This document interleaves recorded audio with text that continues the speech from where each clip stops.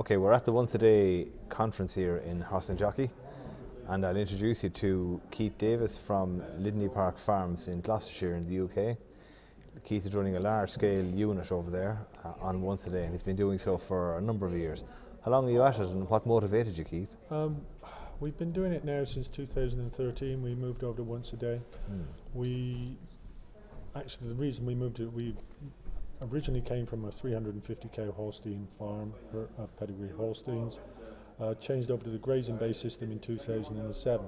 Okay. And on moving over to the grazing-based system, we've suddenly realised that we could actually make more money grazing cows than we could, and milking cows than we could actually any of the other crops, and because we were a fully rotational arable dairy farm at the time. How big was the unit, Keith? The unit was a 350 cow. Now we've moved up to 2 herds of 500 cows running through the same set of buildings. That was the main driver for moving over to Once a Day, is that the herd size had got so big that we only had a 32-point rotary parlour.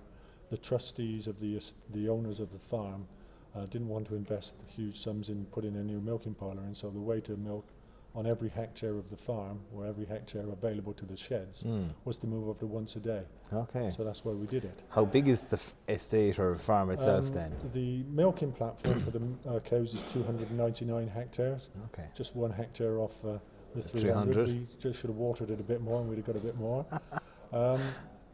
But then we also got a support block the other side of the main road, the busy A48, where we rear the young stock. So in terms of work life and the working day, what happens? Who milks in the morning? Are they all milked once a day? All the cows are milked once in the morning. The first 500 cows are milked. They kick off at about roughly 5 o'clock, 5:30, and then the second herd of cows comes in straight after. At peak yield, we probably finish about 1:30 in the afternoon. Wow. Because they've got quite a lot of milk on them on Once a Day, so the milking per hour isn't that fast. We milk at about 150 cows an hour. Okay. Very good.